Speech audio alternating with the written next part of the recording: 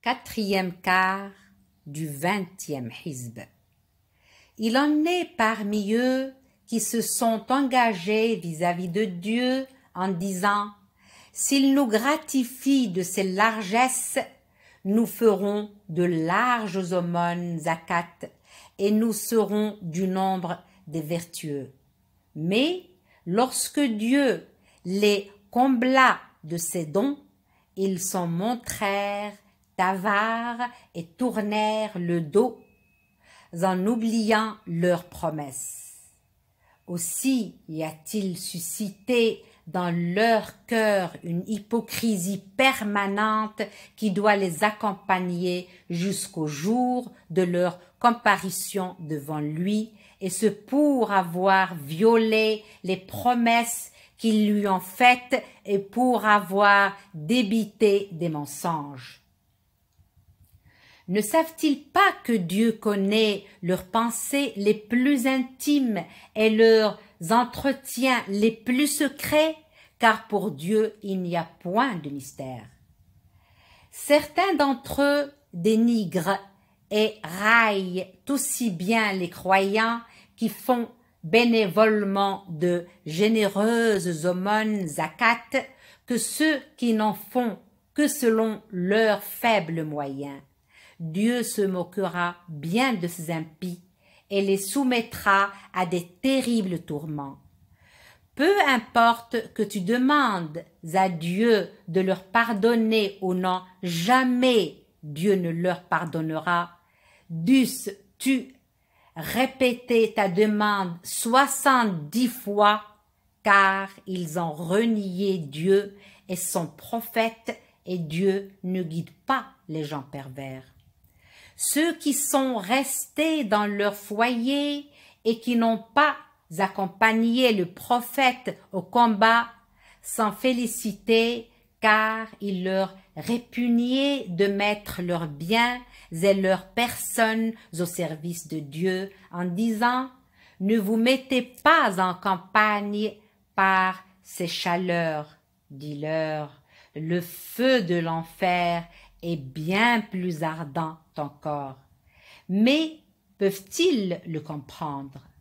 Qu'ils rient donc un peu pour le moment, un jour viendra où ils verseront des larmes à torrents en punition de leur acte.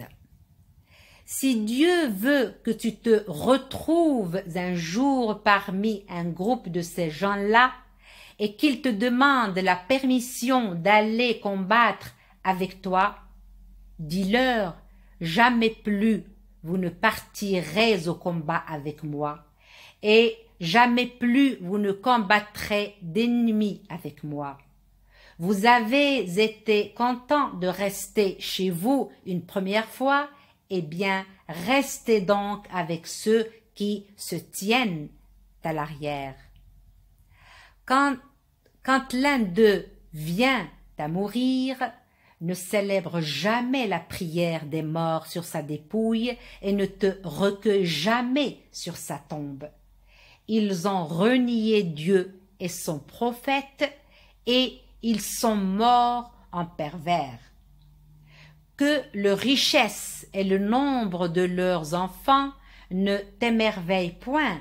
Dieu ne les leur accorde ici-bas que pour leur plus grand tourment et pour qu'ils rendent péniblement l'âme en tant que négateur. Lorsqu'une sourate est révélée prescrivant de croire en Dieu et de combattre avec son prophète, les plus riches d'entre eux ne songent qu'à se faire dispenser d'aller au combat en te demandant « Laisse-nous avec ceux qui tiennent à l'arrière », acceptant ainsi de rester avec les femmes et les vieillards. Un sceau a été imprimé sur leur cœur, les rendant incapables de rien comprendre. Et pendant ce temps, le prophète et ceux qui ont cru avec lui engageaient dans leur combat leurs biens et leur vie. Voilà ceux qui jouiront de toutes les faveurs. Voilà ceux qui seront les bienheureux. Dieu leur a préparé des jardins sous lesquels coulent des ruisseaux, où leur séjour sera éternel, et ce sera pour eux le bonheur sans limite.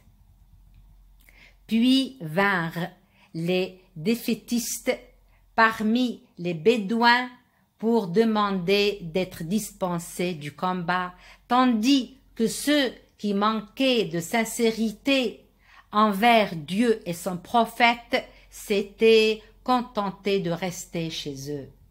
Aussi un terrible châtiment sera-t-il infligé à ceux parmi eux qui sont négateurs.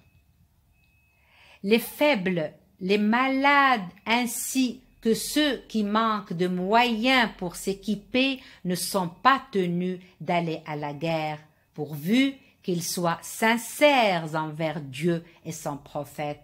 On ne doit pas s'en prendre à ceux qui font le bien, car Dieu est clément et miséricordieux.